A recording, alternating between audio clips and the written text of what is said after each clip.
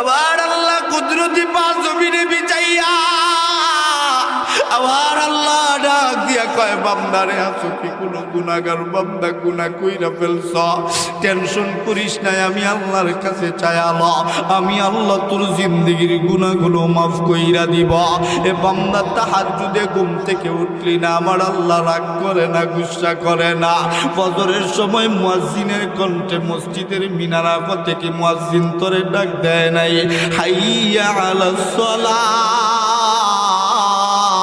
এ বান্দা নামাজের জন্য আয়া